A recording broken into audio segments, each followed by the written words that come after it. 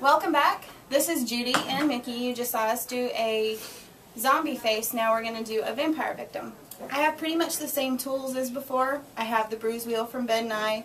Again, you can get that at any Halloween store. It's just a little 6-pack of colors. Got red, kind of a burgundy color, brown, green, blue, and yellow. Those are the colors in the bruise wheel. Because we're going to be using them on her to make up some bruises.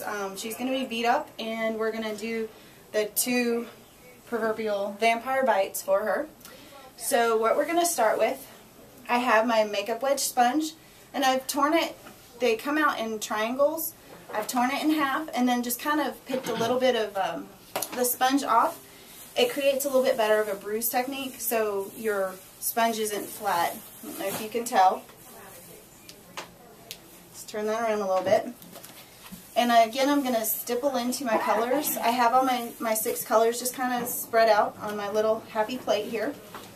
I'm just going to stipple into them. I'm going to give her just the generic bruise on the cheek, maybe one over by her mouth. Put a little bit of blood in there. And then her vampire bites. And then I'm blending the edge with my fingers. It kind of just gives a little bit more of a natural appearance. Instead of harsh lines, kind of stipple it out.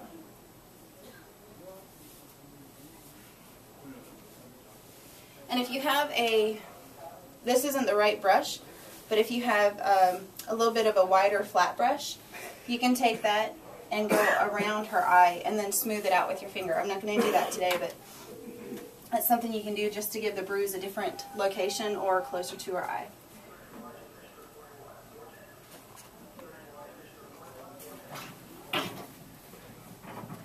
For your bruises, you want more of your color to be on the inside, and then the outside you're going to feather the colors out just to give it that, again, more natural appearance.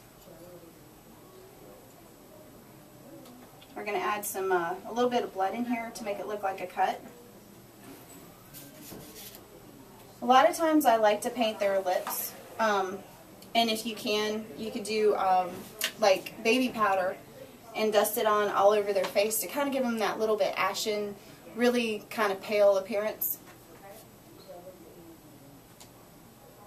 Just for the sake of time, we're not going to do that today.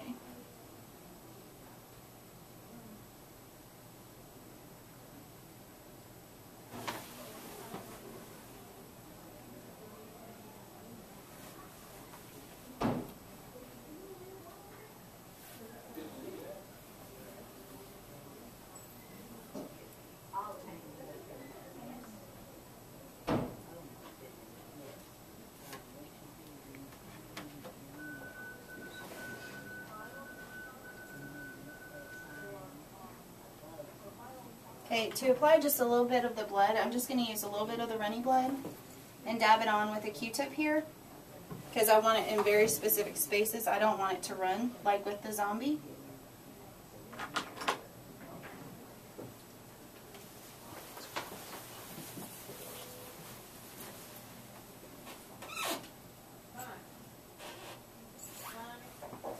You can even, like she's been beat, she's got a little blood coming out of her nose. Don't have to bruise for that. Okay. And then to create the vampire bites on her neck, you want to start with a dark color. I'm going to use one of my darker browns and brush it on in a little circle.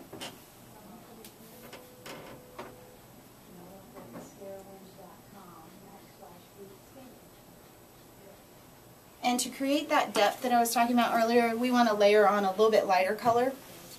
Like the flesh is kind of, you know, the teeth have gone into her neck. So I'm going to use a little bit lighter of a red to go on top. And you don't want to put it all the way out to the edges, just a little bit. And it just kind of helps create that little bit of depth.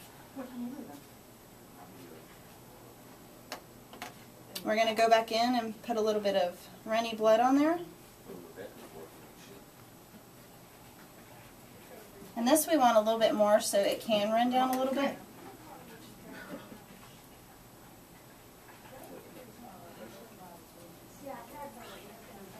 And then something else that you can do just to make it look like the venom is going from the bite into her body.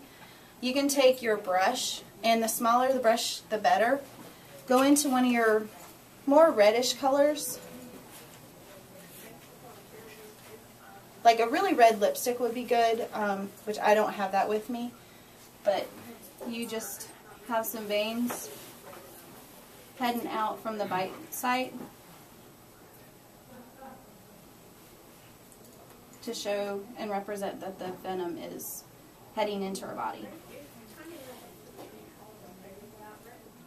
Again, from Mickey and Judy here at SCarowinds, have a safe and scary Halloween.